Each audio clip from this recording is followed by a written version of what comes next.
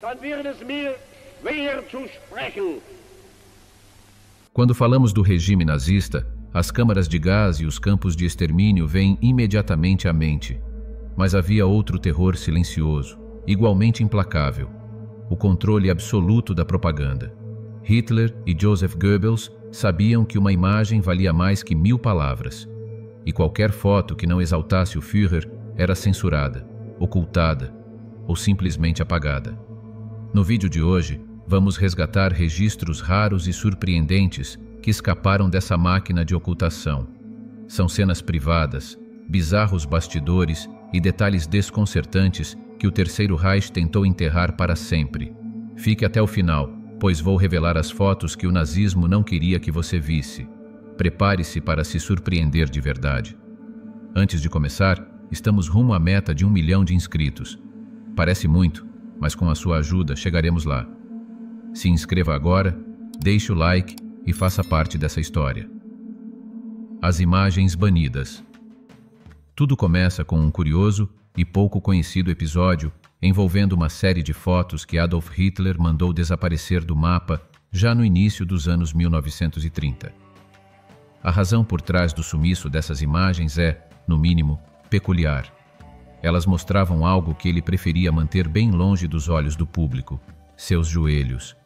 Para alguém obcecado com a criação de uma imagem rígida, autoritária e absolutamente controlada, ser fotografado com trajes curtos em plena paisagem nevada não contribuía em nada para a construção desse ideal. Pelo contrário, colocava em risco a seriedade que ele tanto se esforçava para transmitir. As imagens foram feitas durante uma sessão fotográfica ao ar livre, aparentemente pensada para promover uma imagem mais humana ou acessível. No entanto, o efeito foi o oposto.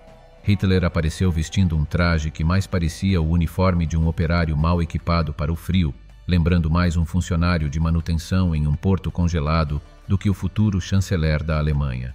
O resultado visual foi considerado catastrófico.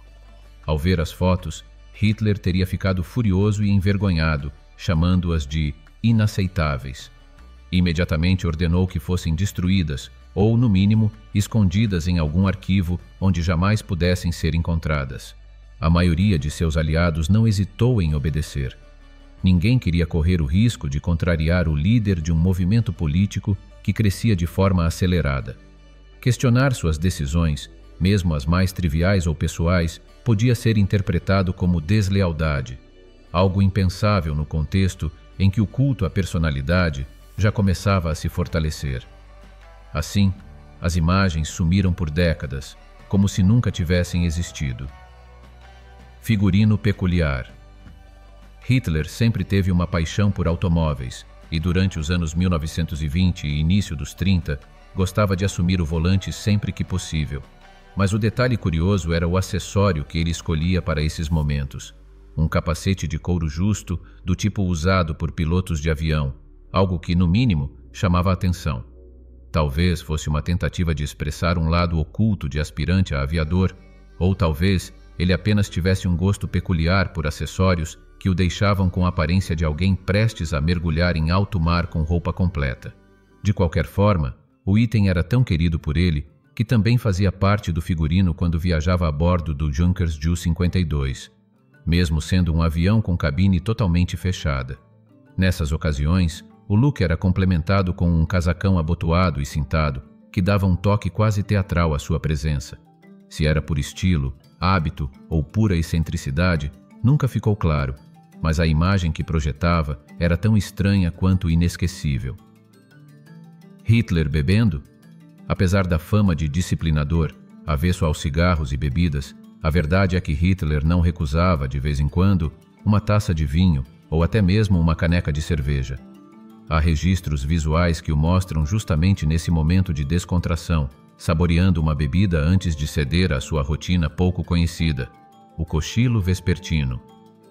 Esse hábito tranquilo contrastava com a imagem severa que ele fazia questão de manter em público. Entre uma reunião estratégica e outra, era comum que ele se retirasse por um tempo, talvez embalado pelos efeitos do álcool leve, para descansar longe dos olhos do círculo de comando. Visitando sua antiga escola. Nesse caso não é uma foto, mas sim uma gravação. Esta filmagem rara e pouco conhecida mostra Hitler retornando à sua antiga escola na Áustria. O detalhe curioso não está na visita em si, mas em seu comportamento diante das câmeras. Ele aparece mexendo no sobretudo de maneira estranhamente desconfortável, quase como se estivesse tentando encontrar um lugar para as mãos ou brigando com o próprio traje. A cena, é claro, jamais foi exibida ao público na época. Não combinava com a imagem controlada e imponente que o regime nazista queria projetar. Em vez de parecer um líder confiante revisitando suas origens, ele acabava transmitindo uma estranheza involuntária, difícil de ignorar. Mais um registro que foi discretamente arquivado, longe dos olhos da propaganda oficial. Está gostando do vídeo até aqui? Aproveite essa pausa para deixar um comentário com "Quero mais histórias". Assim, você nos ajuda a levar este conteúdo a mais pessoas e ainda incentiva a produção de novos vídeos como este. E não se esqueça de se inscrever no canal, ativar o sininho para receber as notificações e deixar seu like. Essas ações simples fazem toda a diferença para o crescimento do canal e a continuidade do nosso trabalho. Tudo certo? Então vamos seguir com mais imagens inusitadas de Hitler, experimentando chapéus. Antes de adotar o emblemático boné com viseira que se tornaria uma de suas marcas registradas, Hitler atravessou um período de experimentações bastante peculiares no que diz respeito à escolha de acessórios para a cabeça. Durante essa fase, testou diferentes estilos e modelos na tentativa de encontrar algo que traduzisse visualmente o tipo de liderança que desejava encarnar. Entre essas tentativas, uma das mais notáveis e frustradas foi o uso do capacete da SA, a organização paramilitar que apoiava seu movimento nos anos iniciais de ascensão. Embora o capacete estivesse alinhado com a estética militarizada que permeava o ambiente político da época, ele não parecia funcionar no caso específico de Hitler. O acessório lhe conferia um ar desajeitado, quase caricato, destoando da imagem severa, meticulosamente calculada, que ele buscava impor. Mesmo em ocasiões oficiais, já vestido com o uniforme completo do partido, ele evitava usá-lo. Era evidente que aquele item não fazia parte da figura pública que desejava projetar. Um líder firme, disciplinado e visualmente coerente com sua retórica de poder. No fim dessa breve fase de testes, acabou optando por algo mais simples e eficaz, o boné com viseira. Apesar da aparente simplicidade, tratava-se de uma escolha deliberada e estratégica. O design rígido, com linhas retas e aparência marcial, ajudava a reforçar a imagem de autoridade e controle. Nada em seu figurino era deixado ao acaso. Até os elementos mais banais, como um acessório de cabeça, eram cuidadosamente escolhidos para contribuir com a construção simbólica do mito que ele próprio alimentava. Problemas nos dentes. Curiosamente, o chapéu que Hitler tanto rejeitou, um daqueles que ele considerava inadequado para sua imagem, acabou agradando a outros líderes e figuras políticas da época. Enquanto ele via o acessório como algo que comprometia sua autoridade visual, outros pareciam enxergá-lo como um símbolo de estilo ou até mesmo de poder. Essa pequena peça de vestuário, descartada por ele, circulou em diferentes ambientes de comando, mostrando como até os itens mais banais podem ganhar novos significados dependendo de quem os usa. Mas se seus problemas com a própria imagem começavam pelos joelhos, que ele fazia de tudo para manter escondidos, o desconforto ia muito além da altura da bainha. Uma de suas maiores inseguranças estava bem mais acima, nos dentes. O que poucos sabem é que Hitler tinha sérios problemas dentários, consequência de uma combinação de má higiene, dieta irregular e, segundo alguns relatos, o uso constante de medicamentos agressivos. Ao longo dos anos, ele foi perdendo vários dentes naturais e precisou recorrer a um verdadeiro arsenal odontológico para manter o sorriso minimamente funcional. Usava pontes dentárias extensas, compostas de ouro e esmalte, cuidadosamente encaixadas para substituir os espaços vazios. Para alguém tão obcecado com a própria imagem e com o controle minucioso de como era retratado em público, esse detalhe certamente não passava despercebido. O sorriso metálico, somado ao olhar rígido e aos gestos mecânicos, acabava criando uma figura estranha, quase teatral, uma mistura de autoridade forçada com traços involuntariamente caricatos. Não é à toa que tantas imagens e filmagens eram cuidadosamente editadas ou mantidas fora de circulação.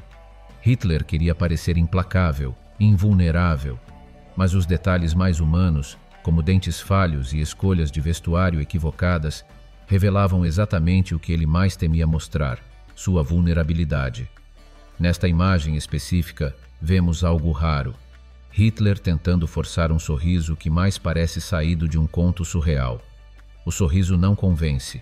Ele parece colado ao rosto, como parte de um disfarce mal calculado. Hitler no trenó. Embora fosse obcecado por velocidade e adorasse sentir o poder das máquinas em movimento, Hitler curiosamente mantinha distância dos esportes de inverno, pelo menos daqueles que exigiam equilíbrio e um pouco mais de coragem. Mesmo com toda a estrutura disponível em sua residência nos Alpes Bávaros, em Obersalzberg, equipada com pistas e áreas preparadas para a neve, ele nunca se aventurava a calçar um par de esquis. Enquanto sua companheira, Eva Braun, parecia aproveitar ao máximo o cenário alpino, descendo com desenvoltura as encostas geladas, o autoproclamado líder do povo alemão preferia observar de longe. As pistas, aliás, seguem ativas até hoje, testemunhas silenciosas de uma época sombria, mas com cenas que às vezes beiram o absurdo. Apesar de evitar o esqui, havia uma exceção que revelava um traço quase infantil de sua personalidade: o trenó. Nessa atividade, ele se entregava com entusiasmo inesperado, descendo ladeiras nevadas como uma criança empolgada. O contraste é notável. O homem que moldava sua imagem com frieza e controle absoluto, de repente, rendido à diversão simples de escorregar sobre a neve, interagindo com animais. Muito se fala sobre o apreço de Hitler por animais, especialmente por cães. Sua cadela pastor alemão, Blondie, era considerada sua companheira mais fiel, talvez até mais do que Eva Braun. No entanto, o que poucos sabem é que sua fascinação pelo mundo animal ia além dos caninos. Entre registros curiosos, há uma imagem pouco conhecida em que Hitler aparece com um estorninho empoleirado no ombro, posando de maneira que lembra um pirata de conto literário. A cena destoa completamente da rigidez habitual de sua figura pública, revelando um lado mais excêntrico e quase teatral. Nesta outra foto, vemos o ditador nazista acariciando um esquilo. E também não era raro vê-lo interagindo com os animais de estimação de Eva Braun, como podemos observar nessa imagem. Chega a ser curioso e até estranho pensar que alguém tão cruel com outros seres humanos tratasse tão bem os animais, não? Tirando uma soneca. Nesta imagem curiosa, podemos ver o Führer rendido ao cansaço, tirando uma soneca improvisada no banco traseiro de seu imponente Mercedes-Benz, o carro que simbolizava poder e prestígio no Terceiro Reich. Mas o detalhe mais inusitado não está no automóvel em si, e sim no visual de Hitler. Ele repousa com seu inseparável capacete de couro ainda enfiado na cabeça, como se estivesse prestes a pilotar um caça ou enfrentar uma tempestade alpina. E não, simplesmente, relaxando durante um trajeto. A cena, por si só, é um contraste gritante com a imagem de controle absoluto e vigilância constante que ele tanto cultivava. Há algo de quase cômico ali. O ditador de expressão sempre tensa, agora afundado no banco macio, embalado pelo ronco do motor e com o pescoço arqueado em um ângulo desconfortável, como se fosse apenas mais um passageiro sonolento pegando no sono durante uma longa viagem. A presença do capacete, nesse contexto, transforma o momento em uma mistura involuntária de rigidez militar com uma vulnerabilidade quase infantil. Sucesso com as mulheres. Por mais estranho que pareça hoje, muitas mulheres da época o viam como uma figura carismática, e algumas chegavam ao ponto da idolatria. Eva Braun, sua companheira, não raramente era forçada a intervir, afastando admiradoras histéricas como se estivesse lidando com fãs em delírio, e, segundo consta, às vezes recorria até a um bastão simbólico para manter a ordem. E o fascínio bizarro pelo criminoso de guerra ultrapassava fronteiras. Nem só as alemãs demonstravam essa devoção incompreensível. Um dos episódios mais inesperados aconteceu durante os Jogos Olímpicos de Berlim, em 1936, quando uma cidadã americana, ousada, determinada e claramente não intimidada pelo aparato de segurança, conseguiu se aproximar de Hitler em meio à multidão e, antes que alguém pudesse reagir, tascou-lhe um beijo, sem cerimônia alguma. O gesto surpreendeu a todos, inclusive o próprio Hitler, que chegou a rir da situação, aparentemente mais divertido do que indignado. mas a leveza do momento durou pouco. Incomodado com o que aquilo representava para sua imagem cuidadosamente construída, ele tratou logo de agir nos bastidores.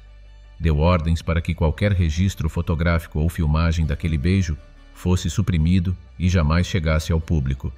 O Fusca de Hitler. Já falamos que Hitler gostava de automóveis, certo? Mas vale ressaltar que ele tinha um carinho especial por um modelo específico, o Volkswagen, mais tarde apelidado de Fusca e conhecido pelos americanos como Bug. O carro não era apenas um veículo, para ele, representava um símbolo de sua visão de mobilidade acessível para o cidadão comum. Era o chamado carro do povo, idealizado para ser simples, funcional e barato o suficiente para que qualquer trabalhador alemão pudesse sonhar em tê-lo na garagem. Mas, apesar da proposta popular, isso não impediu o ditador de mostrar o modelo com certo orgulho às figuras de elite do regime.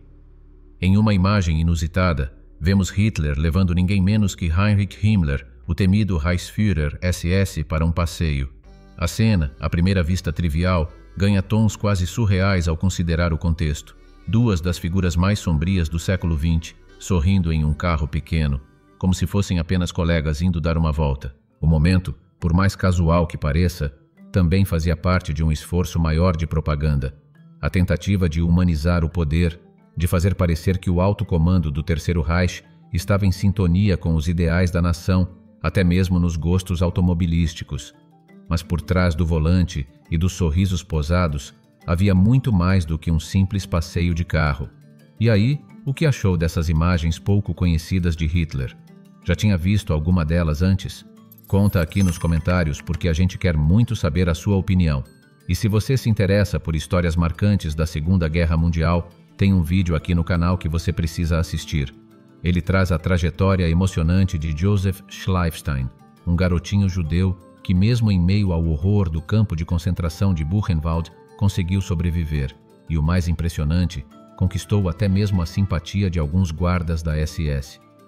Essa história real inspirou o famoso filme A Vida é Bela, e te garanto que é ainda mais impactante do que você imagina. Clica no card que está aparecendo aí na tela e confere agora mesmo. Te vejo lá.